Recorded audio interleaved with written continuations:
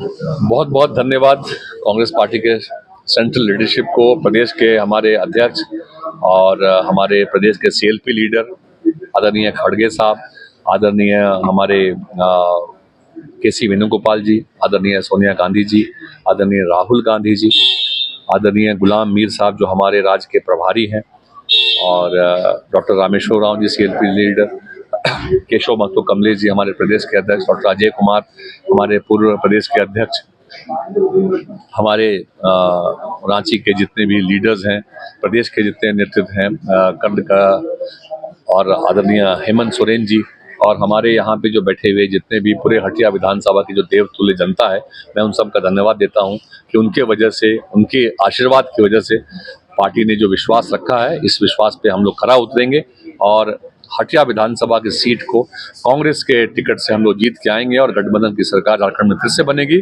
और माननीय हेमंत सोरेन जी को राज्य का मुख्यमंत्री बनाने का काम करेंगे। क्यों जनता क्यों आपको चुनेगी? क्या क्षेत्र में कैसे आपको आशीर्वाद मिलेगा जनता का? देखिए, आप देख रहे होंगे जब टिकट के लिए जब ये बातें हो रही थी कि टिकट किसे मिलेगा, टिकट इन्हें मिलेगा कि नहीं मिलेगा, तो पिछले 4-5 दिनों से कन्फ्यूजन था। तो आप लोगों ने देखा होगा कितनी बड़ी संख्या में लोग, कोई दुआ कर रहा है, कोई मंदिर में प्रार्थना कर रहा है, कोई चर्च पे जाके इसके लिए प्रेयर कर रहा है। यहाँ पे मेरे आवास में लोग, इतने लोग आ रहे थे और सब लोगों की यही इच्छा थी। टिकट के लिए जब कोई इतना प्रयास करता है लोग, तो आप सोच सकते हैं कि चुनाव जीतने के लिए वो अपनी जान की बाजी तक लगा देंगे। और मैं इसके लिए भी हटिया विधानसभा के जो हमारे परिवार के सदस्य हैं, मैं इनको, जो हटिया विधानसभा के जो वोटर, जो जनता है, मुझे वो अपने भाई और बेटे के रूप में देखती है, मुझे अपना समझती है, मुझे बिल्कुल अपने परिवार का हिस्सा मानती है और अपने परिवार के लोगों को आगे बढ़ाने के लिए, अपने परिवार को आगे बढ़ाने, खुद को आगे बढ़ाने के लोग इस बार आगे आए हैं। मुझे पूरा विश्वास है कि हटिया विधानसभा के लोगों ने विश्वास मुझ पर रखा है और उस विश्वास पे हम लोग खरा उतरेंगे। कांग्रेस का जो अपना मैनिफेस्टो होगा वो तो होगा ही। अजना सहदेव जी का क्या विजन है हटिया को लेकर?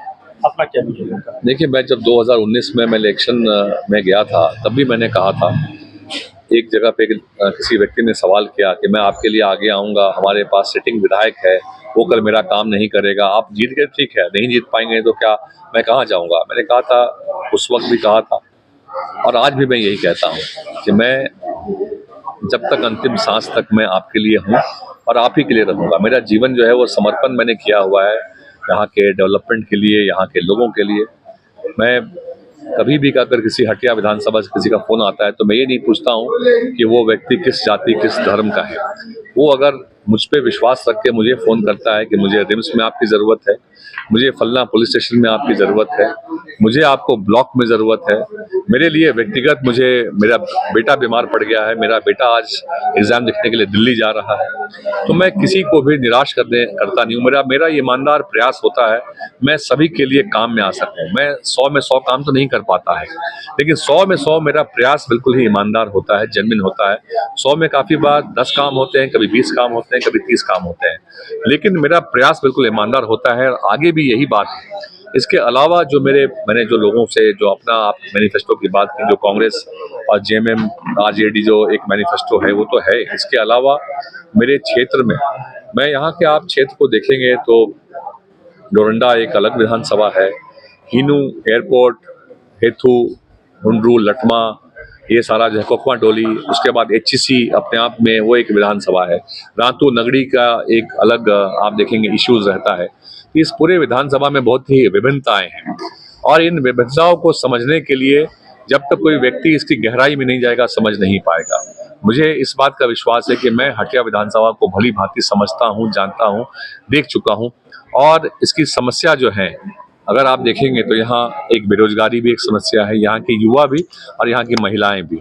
महिलाएं मैं हमेशा इसलिए कहता हूँ बेरोजगारी के मामले में कि वो भी ईमानदारी पूर्वक सेल्फ हेल्प ग्रुप के माध्यम से रोजगार के अवसर तलाशती हैं, मेहनत करती हैं। उनको और सहयोग की जरूरत है, बैकअप की जरूरत है। वो अजयनाथ शाहदेव एक भाई के रूप में हमारी बहनों को बैकअप करेगा, उनको रोजगार के और अवसर देगा। इसके अलावा जो हमारे युवा हैं, हर व्यक्ति डॉक्टर, इंजीनियर, साइंटिस्ट नहीं बनता है। बहुत से बच्चे 10वीं के बाद, कोई 11वीं के बाद, कोई ग्रेजुएट भी नहीं होता है, बट वो पढ़ाई छूट जाती है। बट रोजगार उन्हें भी चाहिए, उनके रोजगार के अवसर और नए यहाँ आगे निकले, इसके लिए कोई प्रयास नहीं हुआ है। उल्टा जो एचईसी में सप्लाई मजदूर कर्मी थे करीब 1700, उनको भी बैठा दिया गया। वो आज भी आंदोलन कर रहे हैं। तो कहीं ना कहीं यहाँ रोजगार के नए अवसर लेके आने हैं जिसमें एक आम लोगों को भी रोजगार मिल सके। हम बराबरी की बात तो जरूर करते हैं, लेकिन आज भी गवर्नमेंट स्कूल्स में जो शिक्षा का जो स्तर हम दे पा रहे हैं और प्राइवेट स्कूलों में, वो बहुत बड़ा गैप है।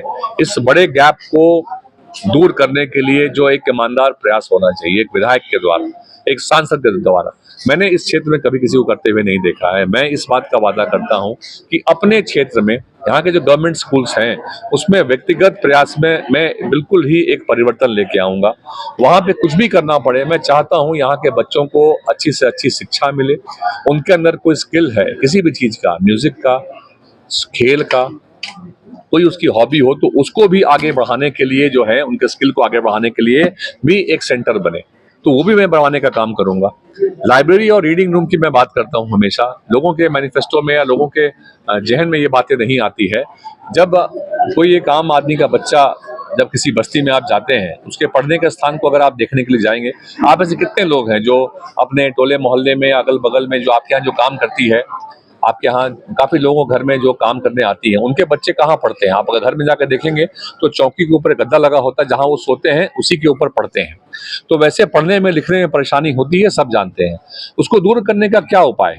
दूर करने का उपाय यही है कि जो सामुदायिक भवन वहां बना हुआ है, नहीं है तो विधायक कोष से अगर सामुदायिक भवन को बनाया जाए, उसको एक रीडिंग रूम और एक लाइब्रेरी के रूप में डेवलप किया जाए, एक इन्वर्टर लगा दिया जाए, पंखा और लाइट्स रहे, तो टेबल, एक बड़ा टेबल लग जाए, कुर्सी रहे, तो वहां के बच्चों को पढ़ने में काफी सहूलियत हो सकती है।